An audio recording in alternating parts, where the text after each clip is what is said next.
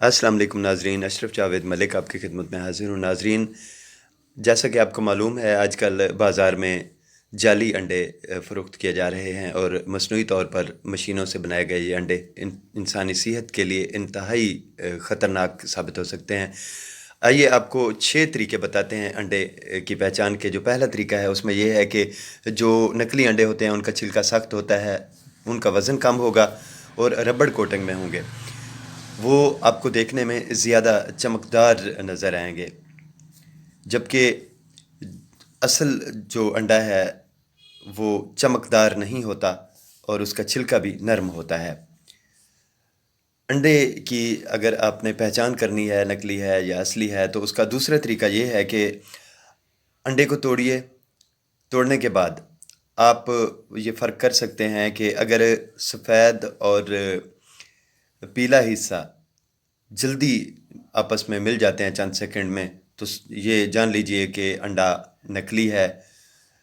آپ دیکھیں کہ اصل جو انڈا ہوتا ہے اس کی زردی اور اس کا سفید حصہ وہ بہت جلدی سے آپس میں نہیں ملتا۔ تو اگر ایسا ہے تو آپ کو معلوم ہو جائے گا۔ تیسری جو پہچان ہے نکلی اور اصلی کی، نکلی انڈا اگر آپ ہلائیں تو وہ آواز دے گا اور کھوکھلا پن محسوس ہوگا، اصلی انڈا ایسا نہیں ہوگا۔ چوتھی نشانی یہ ہے کہ چھلکا جلائیں تو بو دینے لگے، سمجھیں کہ یہ نکلی انڈا ہے۔ اگر اس کے چھلکا جلانے پر نرم ہو اور بو نہ دے تو اصلی انڈا ہے۔ پانچویں جو نشانی ہے وہ یہ ہے کہ جو نکلی انڈے ہوتے ہیں وہ پانی میں تیرنے لگ جاتے ہیں، جبکہ اصلی انڈے ابلنے کے بعد بھی پانی میں ڈوبے رہتے ہیں۔ چھٹی نشانی انڈے کی یہ ہوگی اصلی ہے یا نکلی، اگر کچھ دن اصلی انڈوں کو آپ باہر رکھیں گے تو چونٹیاں اور مکھیاں ان کی طرف مائل ہوں گی، جبکہ نکلی انڈے کئی دن تک بھی باہر پڑے رہیں تو ان کی طرف مکھیاں اور چونٹیاں بو محسوس کر کے متوجہ نہیں ہوں گی۔ ناظرین، یہ ایک گھناؤنا کاروبار ہے۔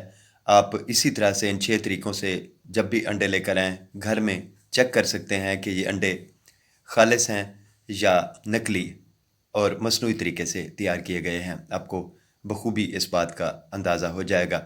اور اگر آپ کے انڈے جو آپ نے خریدے ہیں نکلی ہیں، صاف ظاہر ہے کہ آپ نے رقم ادا کی ہے، تو دکاندار کے پاس واپس لے جائیں اور یہ انڈے آپ نہ خریدیں، اور کوشش کریں کہ جو جعلی کاروبار کر رہے ہیں ایسے لوگوں کے خلاف آپ رپورٹ درج کروائیں۔